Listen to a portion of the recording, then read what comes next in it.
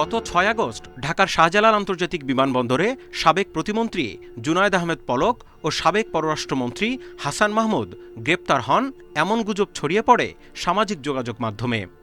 পরে পলককে গ্রেপ্তার দেখানো হলেও হাসান মাহমুদ ছিলেন নিখোঁজ। অনুসন্ধান বলছে হাসান মাহমুদ এখন বেলজিয়ামের লিমবুর্গ প্রদেশের হ্যাসেল্ট সিটিতে তার নিজ বাড়িতেই আছেন একমাত্র পুত্র আর স্ত্রী নুরান ফাতেমাকে নিয়ে। জানা যায় হাসান মাহমুদ ঢাকা থেকে সরাসরি বেলজিয়ামে যাননি। এমিরাতের ফ্লাইটে তিনি দুবাই হয়ে প্রথমে জার্মানির ডসেলড্রপ বিমানবন্দরে যান গত ২৬ আগস্ট বিকেল ২:৩০টায়। সেখান থেকে সড়কপথে গাড়ি চালিয়ে তাকে বেলজিয়ামের বাড়িতে পৌঁছে দেন জার্মানি আওয়ামী লীগের সাধারণ সম্পাদক মোবারক আলী ভূঁইয়া বকুল।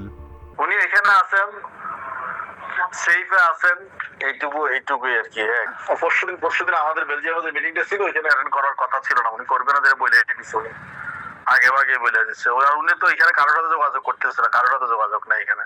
হাসান মাহমুদ বেলজিয়াম থেকে যাদের সঙ্গে মোবাইলে কথা বলেছেন তাদের একজন চট্টগ্রামের আঞ্চলিক ভাষার IPTV C+-এর প্রধান সম্পাদক আলমগীর অপু। তার সঙ্গে গত ৩১ আগস্ট রাত ১০টা ২৭ টানা ১৫ মিনিট কথা বলেন সাবেক এই পররাষ্ট্রমন্ত্রী। এই সময় নিজের আক্রোশ থেকে কিছুদিন C+-এর সম্প্রচার বন্ধ রাখার জন্য দুঃখ প্রকাশও করেন বলে জানান অপু। ৩১ আগস্ট রাত 10:30টার সময় আমাকে ফোন দিয়েছিলেন। ফোন দিয়ে উনি হয়তো ওনার ভুলটা বুঝতে পেরেছেন এবং বুঝতে পেরে উনি আমার কাছে ফোন করে অনেকগুলো কথার ভিতরে উনি বারবার বলছিলেন যে ওনার দুঃখ প্রকাশ করেছেন, এটার জন্য উনি লজ্জিত। স্ত্রী পরিবারের সঙ্গে বেলজিয়ামের নিজের বাড়িতে আছেন বলেও অপুকে জানান হাসান মাহমুদ। কে বলার সঙ্গে সঙ্গে আসসালামু আলাইকুম, আমি হাসান মাহমুদ বলছি। এই যে কথাগুলো বলছিলেন তখন আমি প্রথমে বুঝতে পারিনি, শেষে যখন আমাকে ওনার কণ্ঠ শুনে যখন বুঝতে পারলাম যে তখন বুঝতে পারছি হাসান ভাই। দেশ ছাড়লেও সরকার পতনের পর হাসান মাহমুদের বিরুদ্ধে ঢাকা ও চট্টগ্রামে অনেকগুলো হত্যা মামলা হয়েছে। সরকারি এত নজরদারির পরও কিভাবে তিনি বেলজিয়ামে গেলেন সেটাই এখন বড় প্রশ্ন। Independent news. মালয়েশিয়া যেতে না পারা কর্মীদের 18 জুলাইয়ের মধ্যে টাকা ফেরত দেওয়ার কথা ছিল, কিন্তু বেশিরভাগই এখনো পায়নি। প্রবাসী কল্যাণ মন্ত্রণালয় থেকে জানানো হয়েছে আবেদন করা ৩,০০০ কর্মীদের অধিকাংশই টাকা পেয়েছে। তবে ভুক্তভোগীরা জানিয়েছেন সব মিলিয়ে খরচ হয়েছে ৬ লাখ টাকা, অথচ ফেরত পেয়েছে ৭৯,০০০ টাকা। আমার গ্রুপ হলো ১২ জন, অনেকগুলো হাত ঘোরার কারণে আপনার দেখা গেছে যে লাস্টে দিকে আইসা যে ৫ নাম্বার হাতে যায় টাকা ২০ লাখ মতো আটকে গেছে। টাকা পয়সা ১ টাকাও পাইনি এখনো, শুধু ডেট দেয়। এলাকা দালাল বলতে আমার বন্ধু হিসাবে টাকা দিলাম তো।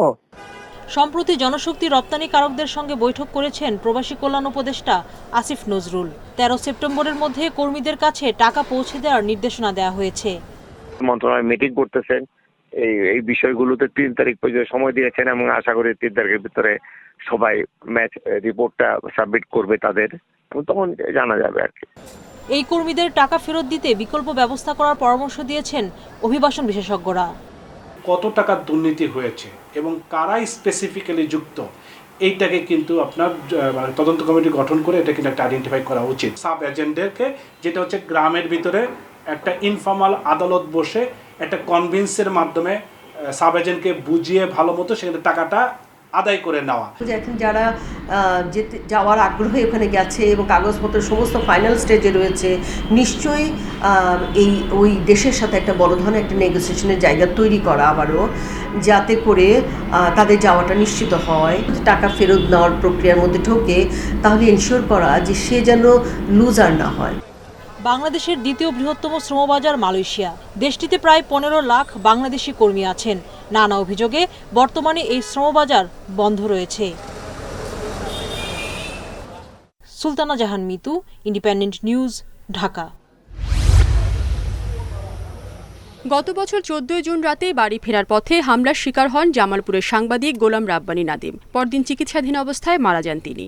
এ ঘটনায় ১৭ জুন সাবেক ইউপি চেয়ারম্যান মাহমুদুল আলম বাবু সহ ২২ জনের নাম ও অজ্ঞাত আরও কয়েকজনকে আসামি করে মামলা করেন নিহতের স্ত্রী মুনরা বেগম। সেই মামলায় প্রথমে বকশীগঞ্জ থানা পুলিশ, পরে জেলা গোয়েন্দা শাখা এবং সবশেষ তদন্তের দায়িত্ব পায় সিআইডি। এই ঘটনায় গত ২৭ আগস্ট বকশীগঞ্জ আমলি আদালতে অভিযোগপত্র দেয় সিআইডি। এতে প্রধান আসামি মাহমুদুল আলম বাবু সহ ৯ জনের নাম এসেছে। বাদ পড়েছে দ্বিতীয় আসামি বাবুর ছেলে রিফাত সহ এজাহারের আরও ১৩ জনের নাম। বরখাস্তকৃত চেয়ারম্যান মাহমুদুর রহমান বাবুকে সহ ৯ জনকে চার্জশিটে আসামি শ্রেণীভুক্ত করে চার্জশিট দাখিল করা হয়েছে। তবে অভিযোগপত্র নিয়ে অসন্তোষ জানিয়ে আদালতে নারাজি আবেদনের কথা জানিয়েছে নাদিমের পরিবার।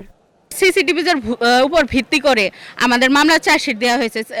আমাদের যদি সিসি ফুটেজও না থাকতো আমাদের মনে হয়তো মামলার কোনো একটা আসামিরও চার্জশিটভুক্ত করা হয়তো না। অনেকের নাম বাদ দিয়েছে। 22 জনের নামে মামলা করেছিলাম, মাত্র 9 জনের নামে চার্জশিট রেখে একটু হালকা চার্জশিট দিয়ে তারা মামলা চার্জশিট দিয়ে দিয়েছে। আর আমি এই চার্জশিট মানি না।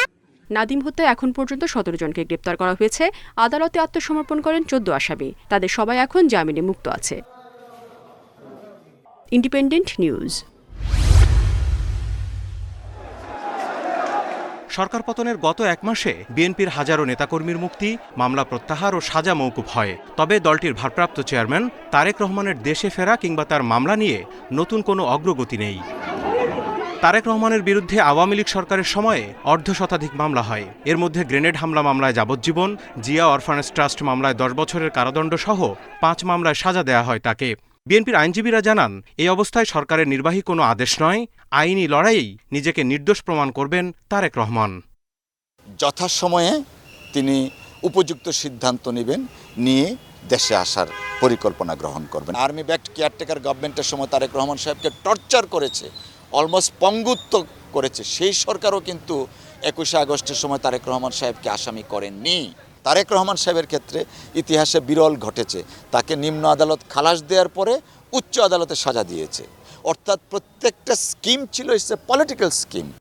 21শে আগস্ট গ্রেনেড হামলা মামলার অন্যতম আইনজীবী ও ফৌজদারি আইন বিশেষজ্ঞ এস.এম. শাহজাহানের মতে, যথেষ্ট সাক্ষ্য প্রমাণের ভিত্তিতে তারেক রহমানকে সাজা দেওয়া হয়নি, তাই উচ্চ আদালতে গেলে মুক্তি পেতে পারেন তিনি। লুৎফুজ্জামান বাবর সাহেব, ওই যে আব্দুল সালাম পিন্টু সাহেব, তারেক জিয়া সাহেব, ওনারা তো আর ওই বঙ্গবন্ধু এভিনিউতে গিয়ে ওখানে গ্রেনেড বাস্ট করেন নাই। ওনাদেরকে এই মামলায় 302/120B 120B হলো কনস্পিরেসি, যে কনস্পিরেসি থেকে ওনাদেরকে আনা হয়েছে। এখন এই কনস্পিরেসিটা প্রমাণ করার জন্য আমি আসামি পক্ষের আইনজীবী হিসেবে যেটা বলবো, কনস্পিরেসি প্রমাণ করার যথেষ্ট উপাদান বা যথেষ্ট সাক্ষী এই মামলায় নাই। 2008 সালের 11ই সেপ্টেম্বর চিকিৎসার জন্য লন্ডনের উদ্দেশ্যে দেশ ছাড়েন তারেক রহমান। 16 বছর ধরে সেখান থেকেই দল পরিচালনা করছেন তিনি।